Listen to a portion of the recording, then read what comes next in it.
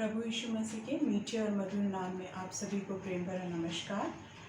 सियोन Mennonite church Sankra द्वारा संचालित online आराधना में आप सभी का स्वागत करती हूँ। आइए हम आज की आराधना परमेश्वर पिता, पुत्र और पवित्र आत्मा के नाम से आरंभ करें। हे मेरे परमेश्वर, हे राजा, मैं तुझको सराहूंगा और तेरे नाम को सदा सर्वदा धन्य कहता रहूँगा। प्रतिदिन मैं तुझको धन्य कहा करूँगा और तेरे नाम की स्तुति सदा सर्वदा करता रहूँगा। यहोवा महान और अति स्तुति के योग्य है और उसकी बड़ाई अगम है। आइए प्रार्थना करें। प्रभु जी, धन्यवाद देते हैं जीवन की तमाम आशीषों के लिए ईश्वर पिता, आज के सुंदर दिन के लिए ईश्वर पिता, जो आपने हमें बड़ी दया से दिखाया ईश्वर पिता।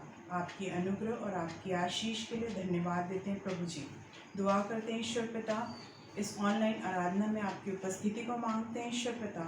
यहाँ पे सहभागी जितने लोग हैं प्रभु जी, सब पर आपकी बड़ी आशीष होने पाए पिताजी। ये आराधना आपको ग्रहण योग्य हो और हमारे जीवनों से आपको महिमा मिलने वाली है। विनती मसीह यीशु के नाम से मांगती हूँ, दया से सुनिए और कबूल कीजिए, आमीन। परमेश्वर की महिमा में हम मसीह गीत पुस्तक से गा लेंगे गीत नंबर 345 345।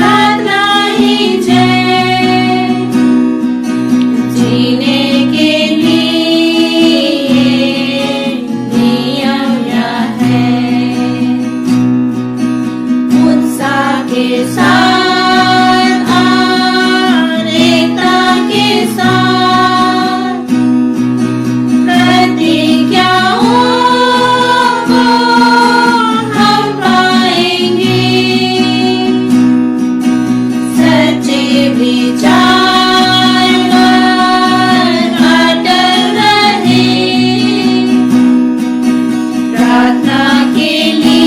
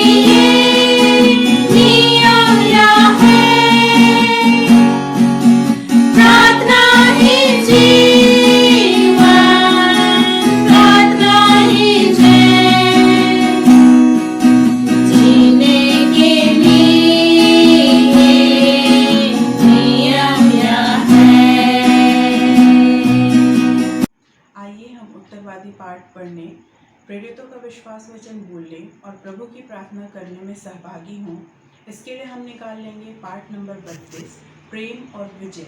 इसमें हमारी अगुवाई कुमारी प्रज्ञा बारिक करेंगी। सत्यवादी पाठ के लिए निकाल लेंगे पाठ नंबर 32, प्रेम और विजय, और हम अपना अपना पाठ बारी बारी से पढ़ लेंगे। और हम जानते हैं कि जो लोग परमेश्वर से प्रेम रखते हैं उनके लिए सब बातें मिलकर भलाई ही को उत्पन्न करती है, अर्थात उन्हीं के लिए जो उसकी इच्छा के अनुसार बुलाए हुए हैं।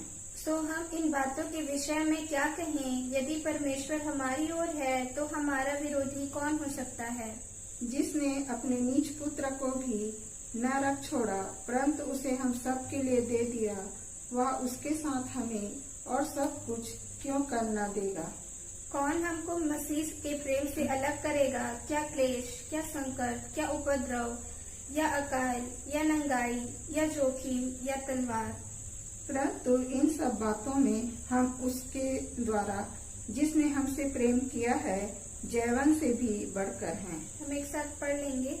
क्योंकि मैं निश्चय जानता हूँ कि न मृत्यु, न जीवन, न स्वर्गदूत, न प्रधानताएं, न वर्तमान, न भविष्य, न सामर्थ्य, न ऊंचाई, न गहराई और न कोई और सृष्टि हमें परमेश्वर के प्रेम से जो हमारे प्रभु मसीह यीशु में है अलग कर सकेगी। आइए हम सभी अपने स्थानों में खड़े हो जाएं, प्रेरितों का विश्वास वचन और प्रभु की प्रार्थना साथ में बोलें।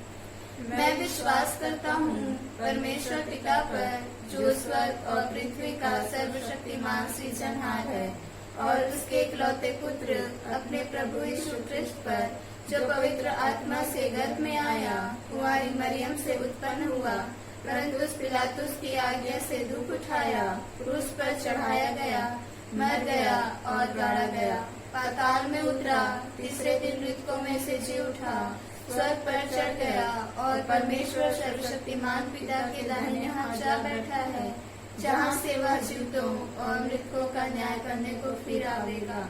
मैं विश्वास करता हूँ पवित्र आत्मा पर, एक ही पवित्र क्रिस्टियानी कलीसिया, पवित्रों की संगति, पापों की क्षमा, देह के जी उठने और अनंत जीवन पर।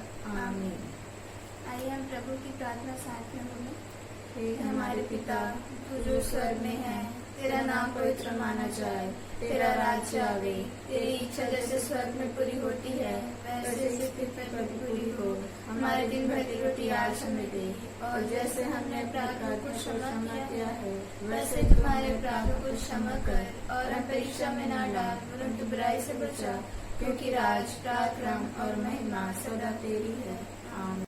आइए अब हम अपना समय कलीसियाई सूचना सुनने में लगाएंगे, और इसके लिए मैं निवेदन करूंगी स्थानीय पासवान रेवरेंड राकेश प्रकाश जी का कि वो हमें कलीसियाई सूचना प्रदान करें।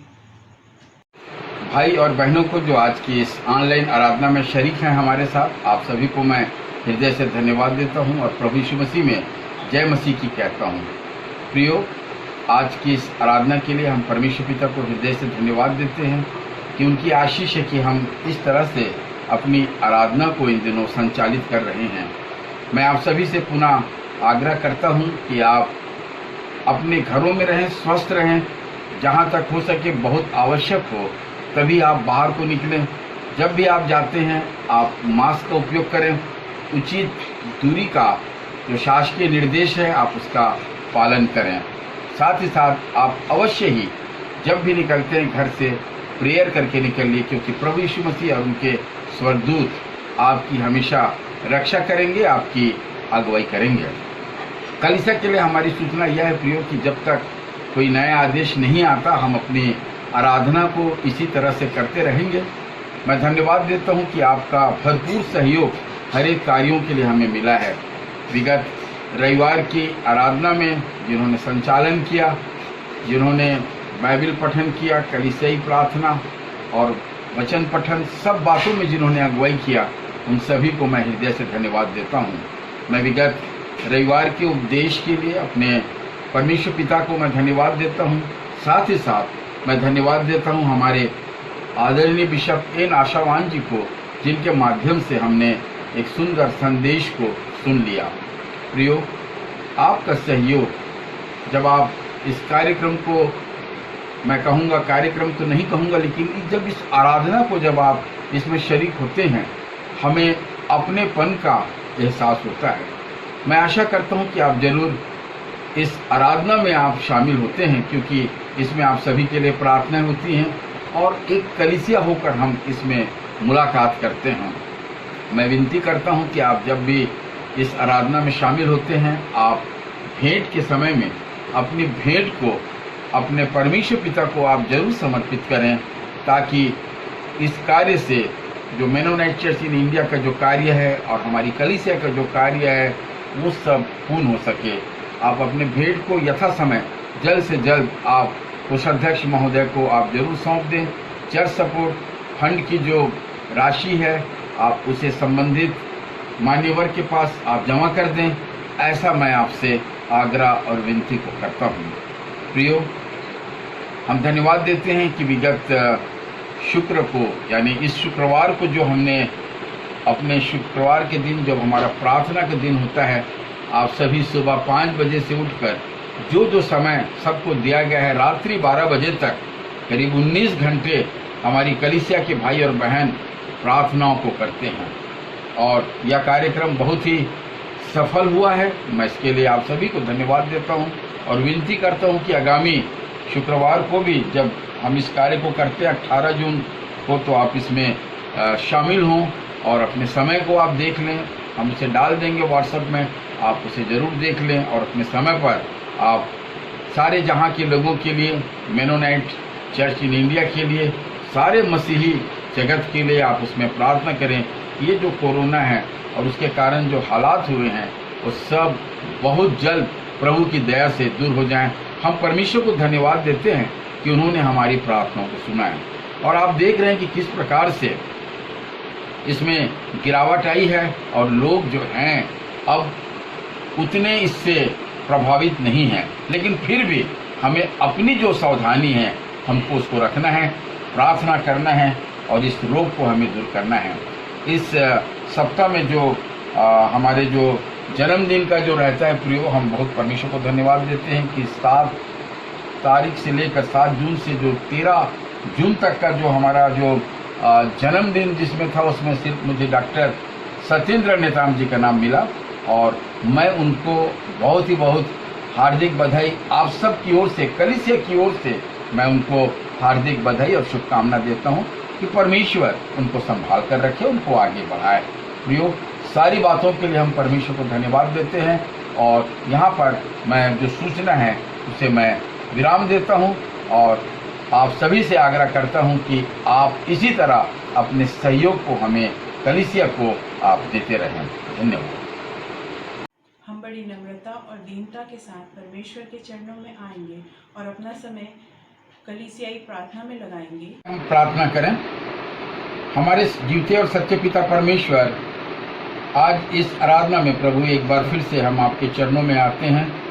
आपका हृदय से धन्यवाद देते हैं प्रभु कि आज आपने वह अवसर दिया कि इस प्रार्थना के माध्यम से प्रभु हम आपसे बातचीत करें, अपने लिए, अपनी कलीसिया के लिए, अपने लोगों के लिए।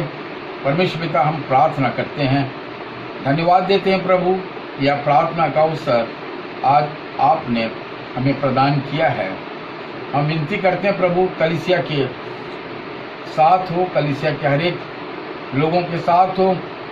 विशेषकर हम अपने कॉन्फ्रेंस के पदाधिकारियों को आपके हाथों में सौंपते हैं, जिनमें प्रभु कलीसियाओं को चलाना है, संचालन करना है।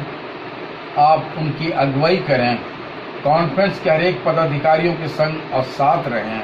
पवित्र आत्मा उनकी अगुवाई करे और वही उनको सामर्थ्य दे। प्रभु जी, हम प्रार्थना करते हैं हमारे सभी आदरणीय बिशप गणों के लिए, बिशप C.K. जेवियर जी के लिए, बिशप C.F. नाथ जी के लिए, बिशप S.S. कुंजाम के लिए। परमेश्वर पिता, जबकि हमारे ये सभी बिशपगण प्रभु जी इन दिनों घरों में रहकर परमेश्वर पिता हम सब के लिए वो प्रार्थना करते हैं, उनके प्रार्थनामय जीवन के लिए आपका हम धन्यवाद देते हैं प्रभु कि वे कलीसियाओं कि उन्होंने बहुत अच्छी सेवकाई किया है। हम याद करते हैं प्रभु इसी प्रकार से बिशप डॉक्टर वीएम जुर्री के लिए जो हमारे मॉडरेटर हैं, प्रभु उनकी सहायता और अगुवाई करें, उनके परिवारों को संभालें प्रभु जी, उनकी रक्षा करें। इसी प्रकार से परमेश्वर पिता हम प्रार्थना करते हैं बिशप एन आशावान जी के लिए, जो कि मिनिस्टर्स कमेटी के परमेश्वर पिता चेयरमैन हैं। उनके कंधों पर भी आपने जिम्मेदारियां दी हैं प्रभु। हमारे दोनों वर्तमान बिशपों पर, उनके परिवारों पर, उनके कार्यों पर आपकी आशीष और अगुवाई को चाहते हैं प्रभु।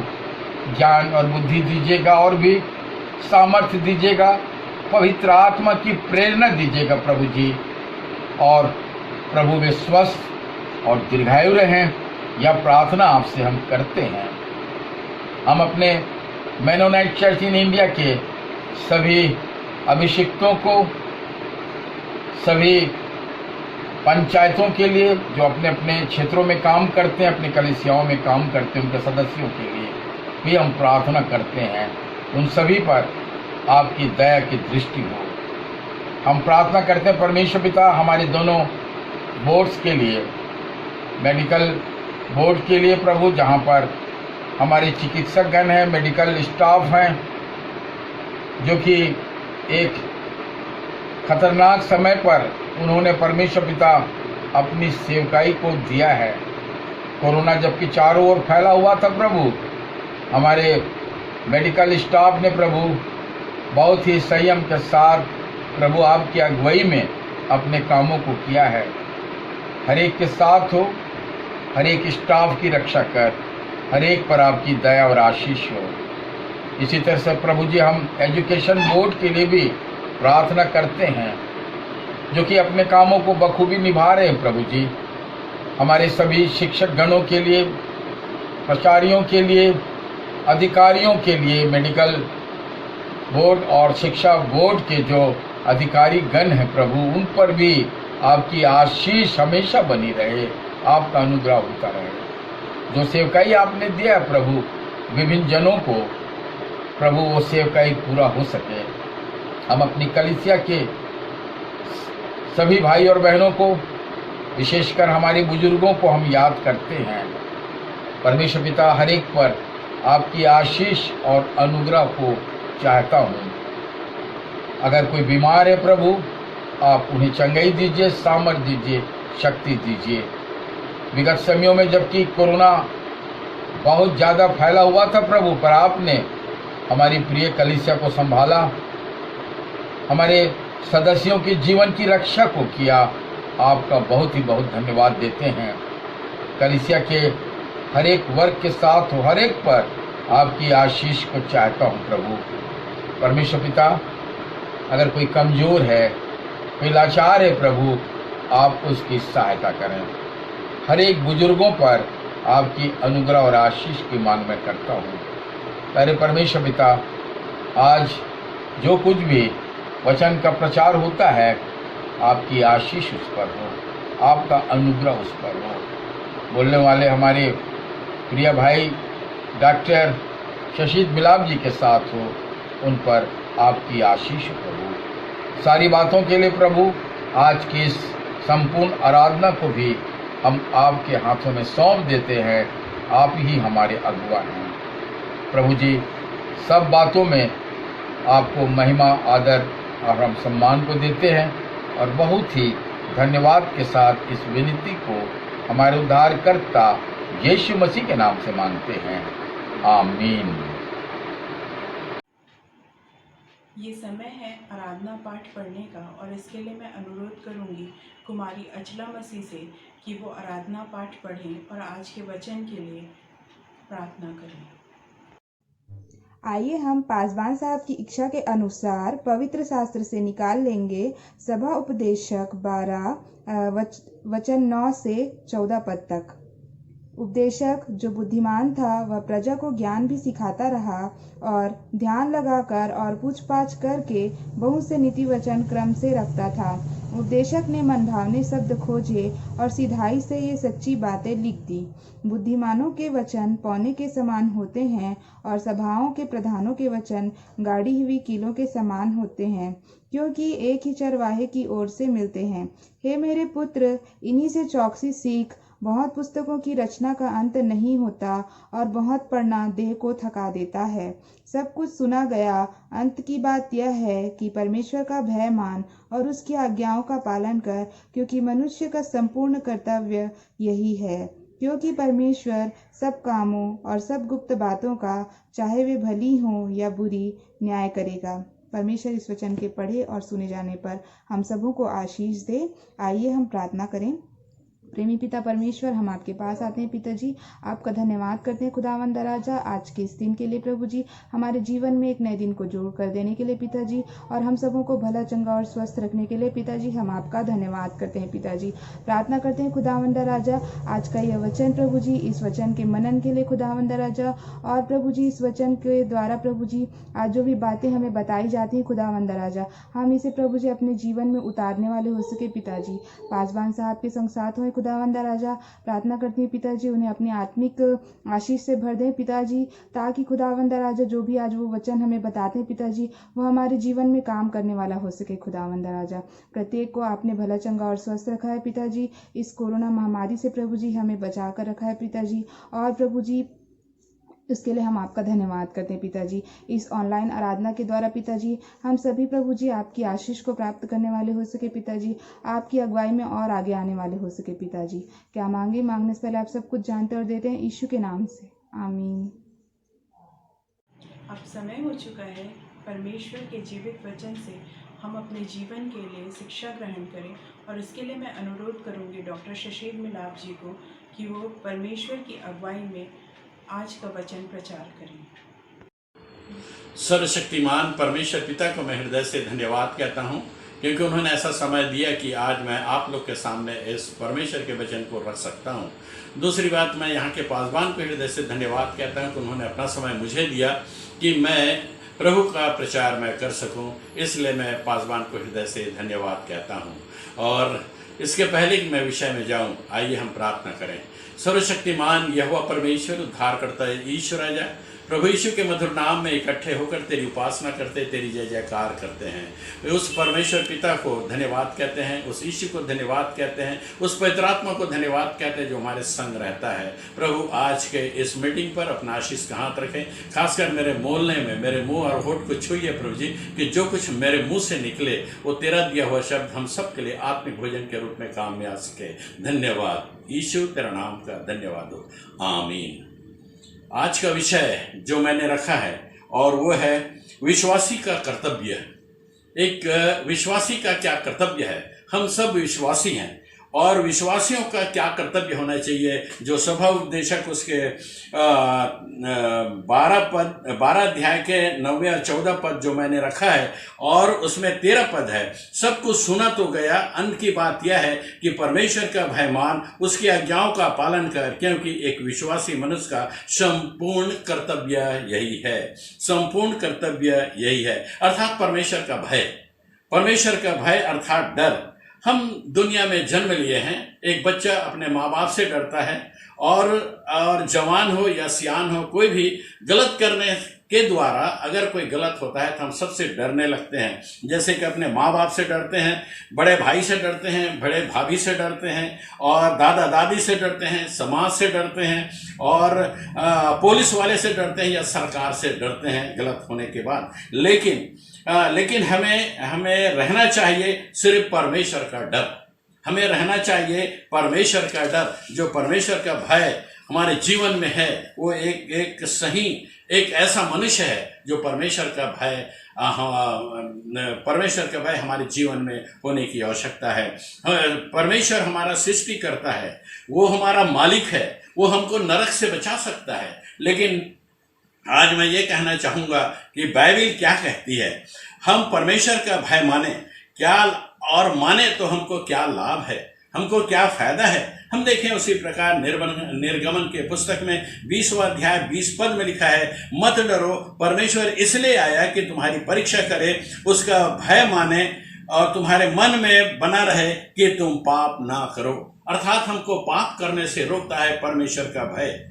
और भजन संहिता 147 में लिखा है कि 11 में कि यहोवा का भय खाने वालों से यहोवा प्रसन्न होता है। अर्थात हम भय परमेश्वर से खाते हैं, लेकिन परमेश्वर प्रसन्न होता है। और उसी प्रकार भजन संहिता 103 और 17 में लिखा है, यहोवा का भय खाने से करुणा युग युग होती है। अर्थात बाप बेटा और नाती पोते पर जो करुणा होती है वो परमेश्वर वो देता है। उसी प्रकार भजन संहिता 112 और 1 में पाया जाता है, क्या ही धन्य है वह पुरुष जो यहोवा का भय खाता है। और धन्य कहता उस पुरुष को जो परमेश्वर का भय खाता है।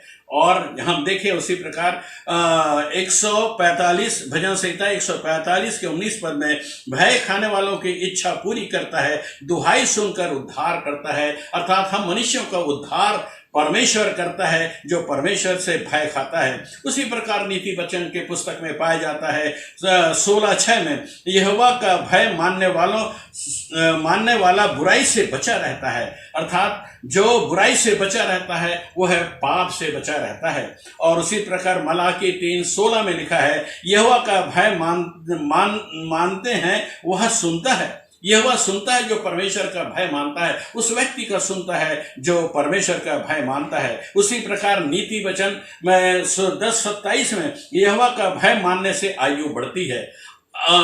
हमारी और आपकी आयु कितनी है? मेरा उम्र 70 साल का हो गया है, ले दे के अब होगा तो 80 साल, और उसके बाद अगर परमेश्वर चाहेगा तो और उम्र बढ़ेगी। लेकिन भय मानने वालों की उम्र बढ़ती है जो यहोवा का भय मानते हैं। सभा उपदेशक 12:13 में लिखा है, सब कुछ सुना गया, अंत की बात यह है कि परमेश्वर का भय मान और उसके आज्ञाओं का पालन कर, क्योंकि एक मनुष्य का यही कर्तव्य है। आप लोगों ने भय मानकर अब आज्ञा पालन करना है। भय मानने के बाद दूसरी जो पॉइंट है वो है आज्ञा पालन करना। पुराने नियम में तो बहुत सी आज्ञाएं हैं, पुराने नियम में बहुत से आज्ञाएं हैं। आपने निर्गमन के पुस्तक में देखा होगा और उसमें देखा है कि 10 कमांड, और उसमें 10 कमांड्स है जो नए नियम पुराने नियम में लिखा है। लेकिन मैं पुराने नियम का नहीं, उसमें तो बहुत सारे नियम बताया गया है, लेकिन नए नियम के आज्ञा के अनुसार मैं दोहराना चाहूंगा। प्रमुख आज्ञा क्या है मेरे लिए और आपके लिए? और पहली सबसे बड़ी आज्ञा है जो पाया जाता है मत्ती 22:37 में, तुम अपने परमेश्वर को अपने संपूर्ण मन से, संपूर्ण जीवन से और संपूर्ण बुद्धि से प्रेम रख। ये एक मनुष्य का कर्तव्य है, मेरा और आपका कर्तव्य है कि हम अपने सारे मन, अपने सारी बुद्धि और अपने संपूर्ण जीवन से प्रेम रखें।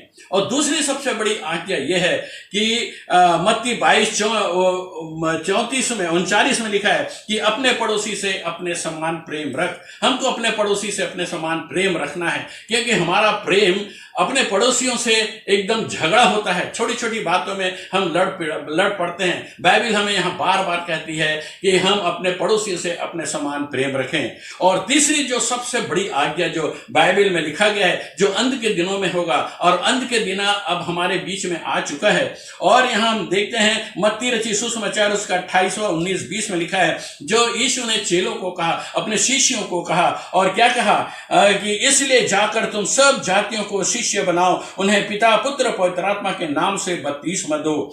सब जातियों को शिष्य बनाओ, पिता पुत्र पवित्र आत्मा के नाम से बपतिस्मा दो, और भटकी हुई आत्माओं को यीशु के चरणों के पास लाओ। आज हम उसके शिष्य हैं, आज हम उसके चेले हैं। आपका क्या कर्तव्य है? ये अंत के दिनों में परमेश्वर अपने शिष्यों को दिया, आप भी एक शिष्य हैं। जो यीशु मसीह आपका गुरु है, उसने आज्ञा दी अपने शिष्यों को, आप भी आज शिष्य हैं, और उस कहना को मानना है। और उसके अनुसार सब चेलों को आज्ञा दी गई, क्योंकि आप भी एक चेले हैं और आपको आज्ञा का पालन करना है। ये 3 बातें जो मैंने आपको बताई, ये आज्ञा पालन का है। और अंत में मैं यही कहना चाहूंगा कि यही शिक्षा मिलती है कि यही कहना चाहता हूं कि परमेश्वर का भय मान, उसके आज्ञाओं का पालन कर। हम मनुष्यों के संपूर्ण कर्तव्य यही है। और हम जानना चाहते हैं, सुनना चाहते हैं कि परमेश्वर का वचन मेरे लिए और आपके लिए है कि हम परमेश्वर का भय माने, परमेश्वर का भय माने इस अंत के समय में,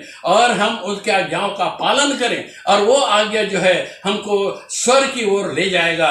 भाई और बहनों, आपसे मैं यही कहना चाहता हूँ, आह्वान देना चाहता हूँ कि हम सब मिलकर परमेश्वर का भय माने और उसके आज्ञाओं का पालन करें। भाई और बहनों, मैं यदि सचमुच में यदि कहता हूँ कि यह आज्ञा का पालन करो ना करो, लेकिन हम परमेश्वर की आज्ञा का पालन करें और उस भटकी हुई आत्माओं को तेरे चरणों के पास लाएं। प्रभु हमारा साथ दे इन बातों के लिए। और हम अगर संसार में जीते हैं, हमारा कुछ समय है और हम जीना चाहते हैं, तो हम परमेश्वर का भय माने और परमेश्वर की उन आज्ञाओं का पालन करें जो परमेश्वर ने हमको आज्ञा दी है। परमेश्वर इन वचनों के द्वारा हम सबको आशीष दे। धन्यवाद। आइए हम अपनी भेंटें परमेश्वर के चरणों में अर्पित करें, और उसके लिए हम गा लेंगे मसीह गीत पुस्तक से गीत नंबर 500, तन मन और धन उसे दो। तन मन और धन उसे दो, अपने यीशु को सब कुछ दो, क्योंकि उसी के द्वारा उद्धार पाना है, जीती आत्मा का दान उसे दो। तन मन और धन उसे दो, अपने यीशु को सब कुछ दो, क्योंकि उसी के द्वारा उद्धार पाना है, जीती आत्मा का दान उसे दो। तन मन और धन उसे दो।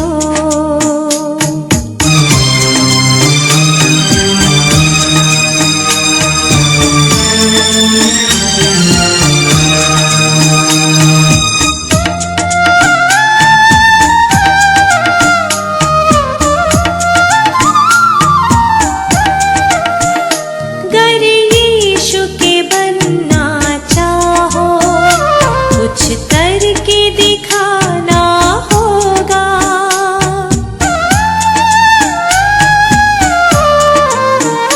गर यीशु के बनना चाहो, कुछ करके दिखाना होगा।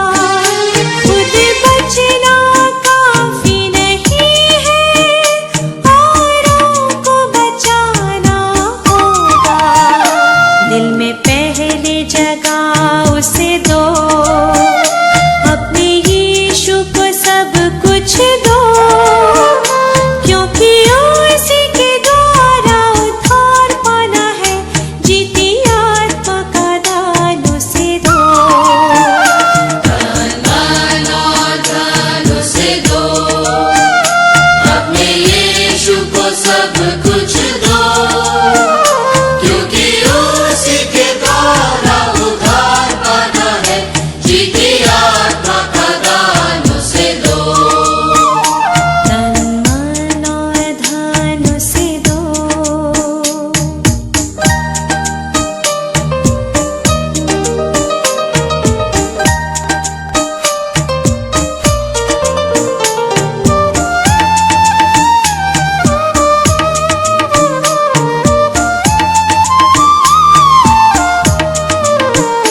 गर यीशु की सेवा करोगे, अपनी आशीष वो तुम्हें देगा।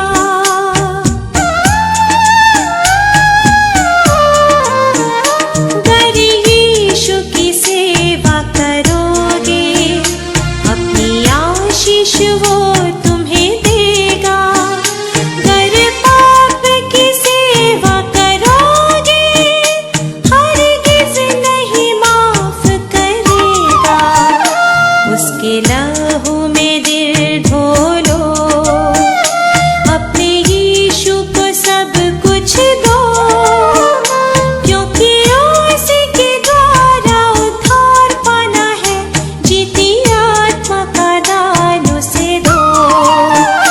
तन मन और धन उसे दो, अपने यीशु को सब कुछ दो, क्योंकि उसी के द्वारा उद्धार पाना है, जीती आत्मा का दान उसे दो। तन मन और धन उसे दो।